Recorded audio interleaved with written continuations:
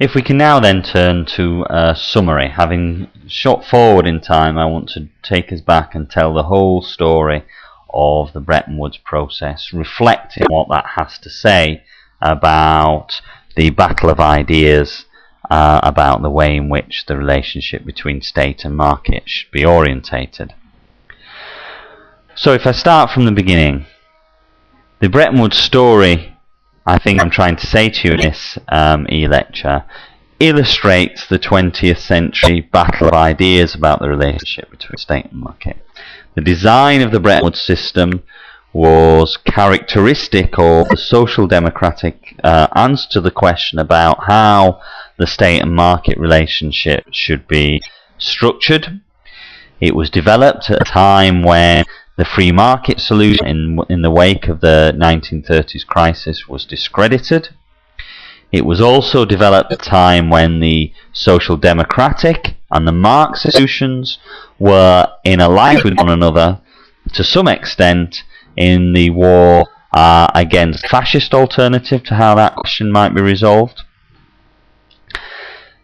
What I've tried to suggest to you is that the Bretton Woods system reflected an outgrowth of the Anglo-American answer to the crisis of the 1930s, the Anglo-American answer to the appropriate relationship between state and market at that particular historical time.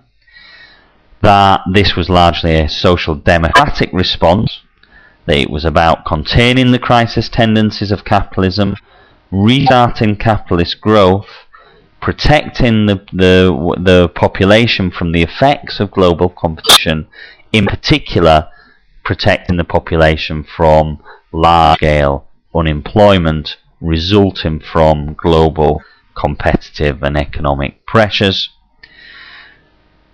The Bretton Woods solution, in summary, was offered to the countries subscribing to the socialist or Marxist alternative answer to the question about how state and market relationships should be constructed at a time when the USSR was still a wartime ally. It was offered with the intention that that would draw the Soviet Union back towards a more social democratic and capitalist future, but the Soviet Union, perhaps with the benefit of hindsight, unsurprisingly rejects that. Then we went forward and we told the story about how, in very brief terms, how the Bretton Woods system and its reorientation during the 1970s and 80s reflected the resurgence of the free market solution, often called the neoliberal solution to the question about the appropriate relationship between state and market. And perhaps what I should have said more about in that part of the lecture was that a key building block of the Bretton Woods system was dismantled in the early 1970s when US President Richard Nixon decided that he would no longer pursue fixed exchange rates and he would no longer make the dollar convertible into gold. He would no longer honour that foundational premise of the international economic and trading system. Then we finally looked at, very briefly, at today's crisis, and I suggested to you a number of ways in which the debate about the international reshaping of the international economic and institutional structure should be conducted, and that might reflect, only might reflect, certainly far from resolved yet, a turn back to social democratic ideas.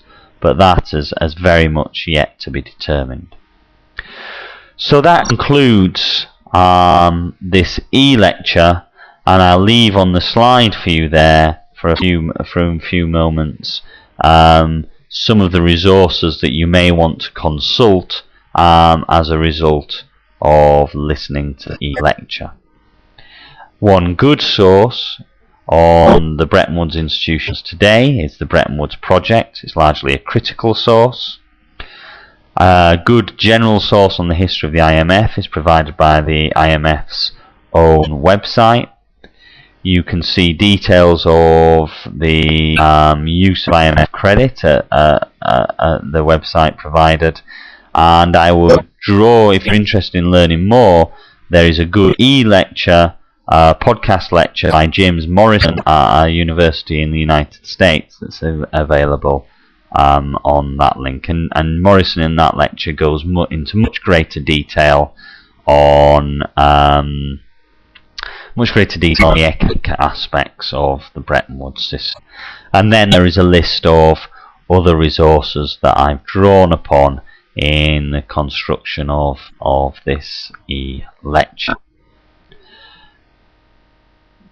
I hope you've enjoyed the lecture, and again, if you want to know anything more about me and my work, or the work of SAGE, School of Applied Global Ethics, please use the websites provided.